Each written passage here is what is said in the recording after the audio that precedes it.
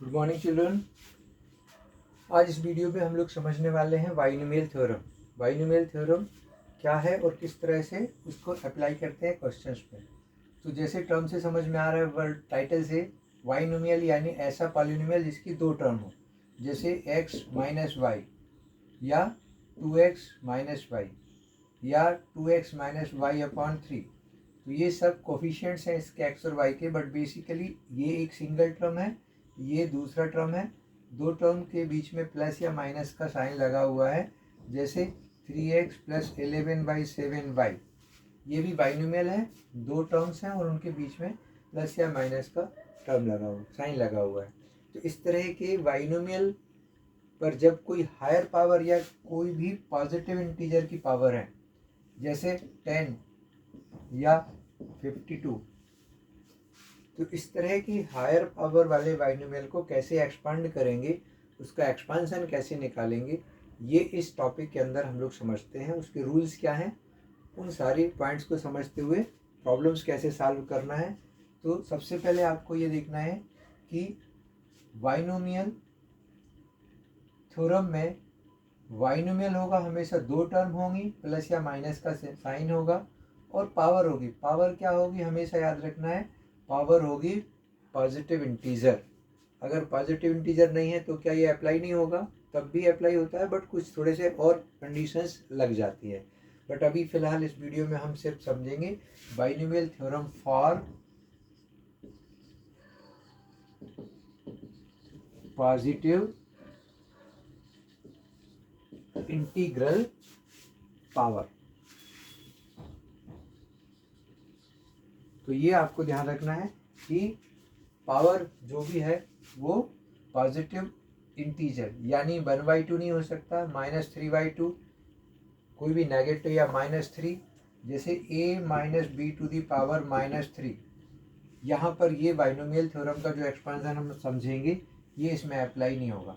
अगर a plus B की power 3/2 है तब भी ये अप्लाई नहीं होगा, लेकिन इसके लिए बाइनोमियल थ्योरम का ही एक एक्सटेंडेड पार्ट है, फॉर्म है एडिशनल पार्ट, वो यहाँ पर अप्लाई होता है। बट अभी हम समझ रहे हैं। तो इसमें सबसे पहला पॉइंट जो आपको समझना है कि किस तरह से रूल्स लगते हैं, उसके लिए हमें देखना है जो नॉन आइडेंटिटीज हैं, जैसे a प्लस बी। अगर आप देखें a प्लस बी पर हम पावर 0 लगा दें तो 1 आ जाता है, किसी की पावर 0 हो वैल्यू 1 आएगी। लेकिन अगर a प्लस बी पर हम 1 पावर लगाएं तो a प्लस बी ही आएगा। लेकिन जब पावर 2 लगा देंगे तो a² plus 2ab plus b² आएगा, और पावर 3 लगाने पर a³ plus 3a² plus 3ab² plus b³ तो ये एक्सपांसन्स हैं जिनको देख के हम वो सारे रूल्स समझ सकते हैं, जिन रूल्स के यूज़ करने से बाइनोमियल थ्योरम अप्लाई होता है क्वेश्चन में। तो ये कुछ एग्जाम्पल्स हैं, इस एग्जाम्पल्स को 1 बाय 1 हम लोग समझेंगे और उससे फिर रूल्स भी आगे हम लोग समझते जाएंगे। तो नंबर 2 में हम देखेंगे कि क्या क्या रूल्स हैं। तो रूल्स फॉर बाइनोमियल थ्योरम भी बोलते हैं और उसको एक्सपांसन भी बोलते हैं, क्योंकि बेसिकली हम इसमें एक्सपांड करने वाले हैं। जैसे इसमें हमने क्या किया, a plus B whole square को एक्सपांड कर दिया, पावर 3 को एक्सपांड कर दिया। तो ये यहाँ पर 2 आ रहा है, यहाँ पर 3 आ रहा है, फिर 3, फिर 1, ये सब क्यों आ रहा है, वो एक सारे सेटअप रूल्स हैं, उन सेटअप रूल्स के थ्रू एक्सपांसन होता है।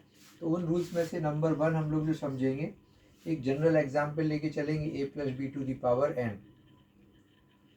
तो rules for binomial expansion of a plus B to the power n। तो नंबर 1 तो वही है जो पावर को लेके है कि n must be positive integer,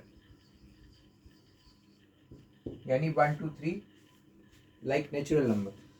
0 के लिए भी कह सकते हैं जे, बट किसी की पावर 0 हो तो 1 ही आता है, तो कोई अलग से रूल्स की ज़रूरत नहीं, इसलिए positive integer. Number B rules देखेंगे, जब भी आप एक्सपांड करेंगे, देखिए जब पावर 1 है तो 2 टर्म आ रही हैं। पावर 2 है तो 1 2 3 टर्म्स हैं। पावर 3 है तो 1 2 3 4 टर्म्स हैं। तो बी नंबर का रूल है कि total number of terms will be 1 more than the power of binomial. जो भी पावर लगी है उससे एक ज़्यादा टर्म्स होंगी। जैसे इस पर 52 पावर है तो जब इसको एक्सपांड करेंगे तो टोटल 53 टर्म्स आएंगी। इसकी 10 पावर है तो इसको एक्सपांड करते समय टोटल टर्म्स होंगी 11। Then next is when you are expanding, then first term, जो भी सबसे पहले फर्स्ट टर्म लिखा हुआ है उस पर हाईएस्ट पावर आती है। 2 है तो 2 आ गया, 3 है तो ए की पावर 3। देन नेक्स्ट टर्म में ए की पावर रिड्यूस हो गई, 2 की जगह 1 आ गया, 3 की जगह 2 फिर 1, फिर वहाँ ए रिमूव हो गया, यानी ए की पावर वहाँ पर लास्ट टर्म में ए की पावर क्या है 0। ऐसा हम कह सकते हैं। यहाँ पर भी ए की पावर 0 हो जाता है।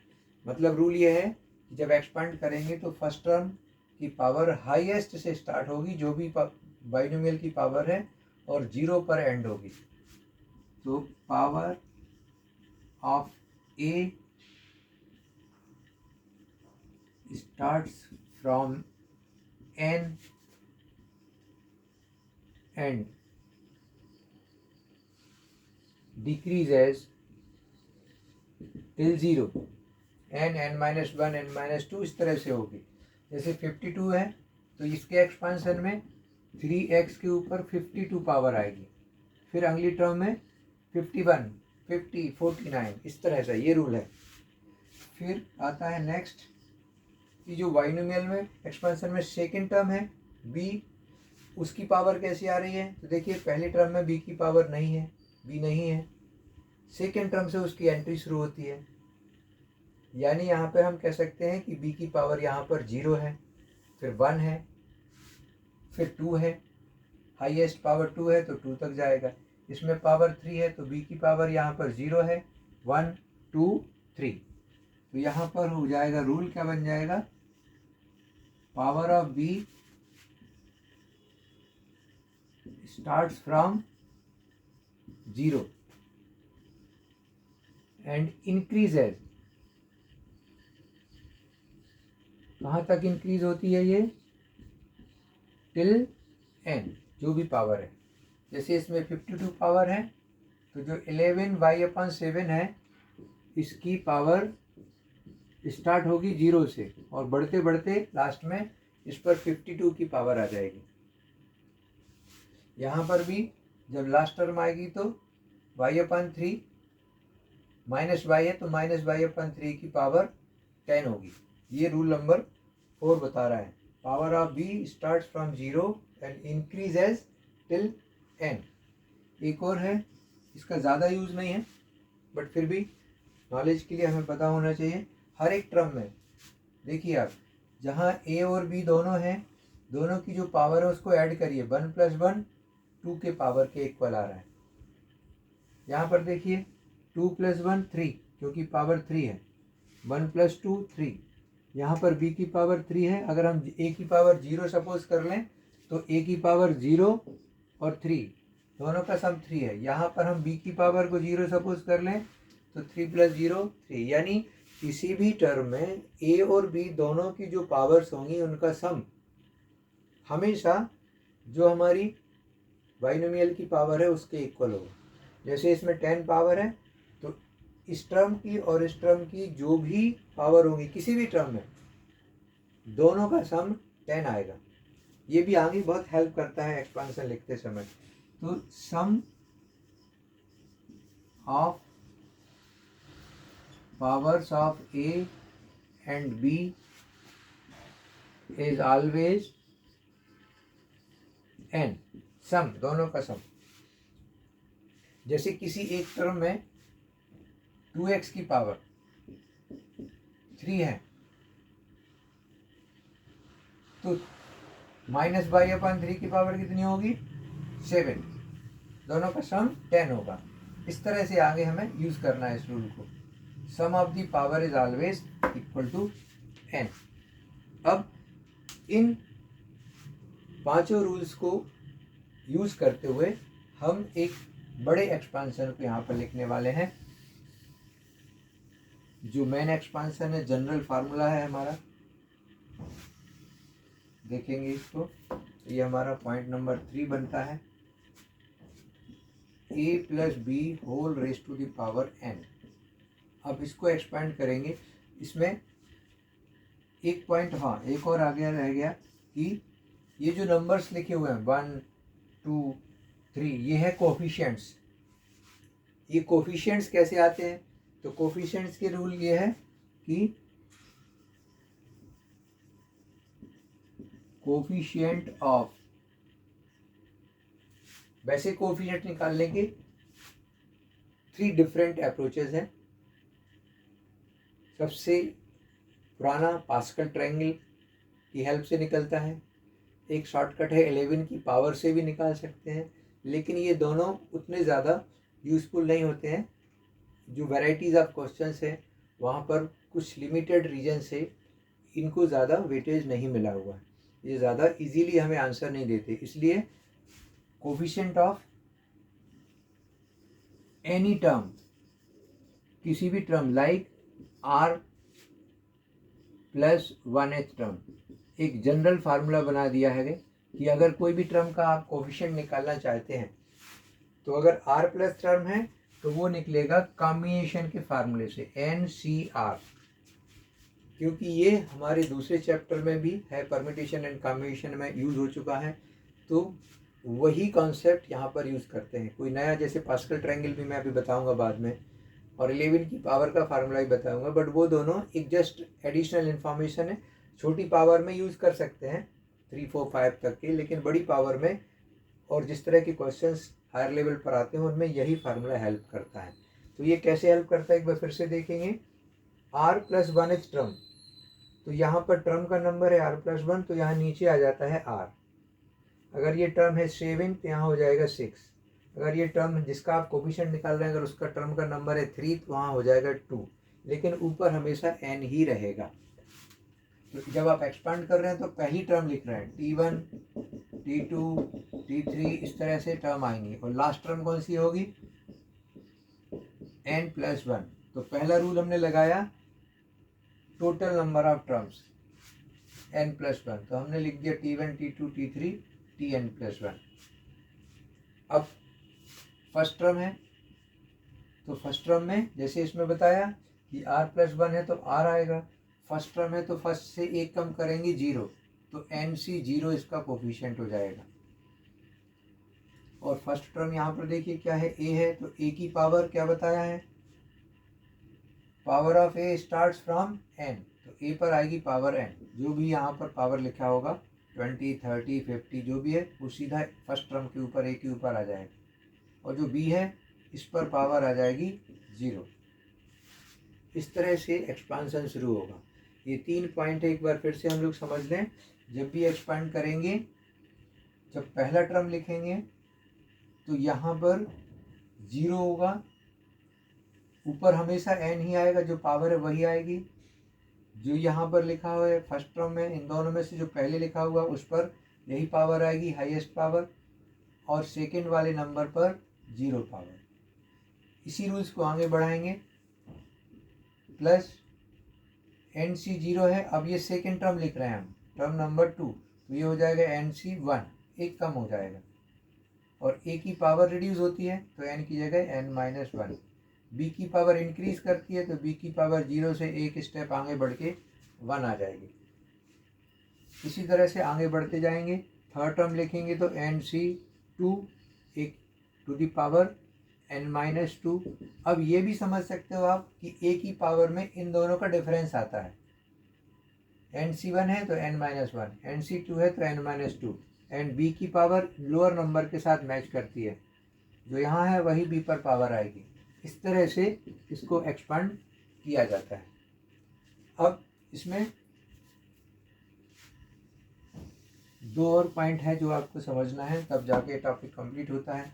कि इस तरह से जब आप बढ़ेंगे तो लास्ट टर्म जो है वो टर्म क्या होगी, तो लास्ट टर्म में n+1 है तो ये स्टार्ट हो जाएगा NCN, एक कम हो जाएगा नीचे का नंबर, और दोनों का डिफरेंस आता है a पर n-n यानी 0, लेकिन आप लिख सकते हैं फिलहाल n-n और b⁻⁴ लोअर नंबर n। तो ये हो गया लास्ट टर्म। अब एक जनरल फार्मूला बना जाता है जो सारे क्वेश्चंस में लगता है, वो भी जनरल फार्मूला यहाँ पे हम यूज़ करेंगे, वो है r+1th टर्म के लिए। तो r+1 कोई भी नंबर हो सकता है, k+1, k, m, t, किसी भी नंबर के लिए। तो हमने एक जनरल बना रखा है r+1 के लिए। तो r+1 के लिए NCR, a⁻ difference n-r and b⁻r। तो ये एक जनरल टर्म बना दी गई है। अब इसमें चूंकि यहाँ r आता है इसलिए इस टर्म का नंबर r+1 है। अगर rth टर्म निकालनी होगी तो यहाँ एक कम हो जाएगा r-1, वो थोड़ा सा कॉम्प्लिकेट हो जाता है, यहाँ भी माइनस आएगा, यहाँ भी माइनस आएगा, तो इसलिए उसको normally as a formula use नहीं किया जाता, लेकिन आप कर सकते हैं, वो भी आगे कई क्वेश्चंस में यूज़ होता है। ये बाइनोमियल एक्सपांशन है, इसको शॉर्ट फॉर्म में भी लिखते हैं, वो भी देख लें हम। सिग्मा के यूज़ करके भी लिखा जा सकता है। सिग्मा में r की वैल्यू हो जाएगी 0 से लेके n तक, इसी को NCR a⁻n-r b⁻r, यानी r की वैल्यू 0 रखेंगे आप तो फर्स्ट टर्म आ जाएगा, 1 रखेंगे तो सेकेंड टर्म आ जाएगा, जहाँ जहाँ पर भी r है उन सभी जगह पर 0 रखने पर फर्स्ट टर्म, 1 रखने पर सेकेंड टर्म। अब इसमें जो कॉमन मिस्टेक होती है बच्चों से कि वो यहाँ पर जो टर्म नंबर है वही डाल देते हैं, लेकिन आप ध्यान रखिए फर्स्ट टर्म में 0 आ रहा है, सेकेंड टर्म में नीचे 1 आ रहा है, थर्ड टर्म में 2 आ रहा है। तो हमेशा टर्म के नंबर से एक नंबर लेस यहाँ पर हमें लेना है। अगर इस तरह आप इसको वैल्यू पुटअप करेंगे तो बड़ी आसानी से एक्सपांशन निकाल सकते हैं। टोटल टर्म हमेशा एक ज़्यादा आएगी, ये भी ध्यान रखना है। अब इसमें देखना है कि अगर माइनस लगा हुआ है दोनों के बीच में तो क्या होगा। तो a-b अगर n है तो सब कुछ वैसा ही रहेगा, क्योंकि b नेगेटिव हो गया है तो जहाँ जहाँ b होगा वहाँ नेगेटिव आ जाएगा। तो जब आप b⁻0 या 1 या 2 लिख रहे हैं तो वहाँ पर -b लगाएंगे। तो आपको बाकी कुछ भी चेंज नहीं करना, सब कुछ वैसा ही रहेगा। जैसे इसको एक बार देखें, हम पहला टर्म लिख रहे हैं तो NC0 a⁻n b⁻0 लिखते हैं तो अब हम -b⁻0 लिख देंगे। देन NC1 a⁻n-1, दोनों का डिफरेंस, और b में ये वाली पावर आती है तो 1 आ जाएगी, लेकिन अब -b हो जाएगा। बस इतना चेंज करते हुए आपको आगे बढ़ते जाना है।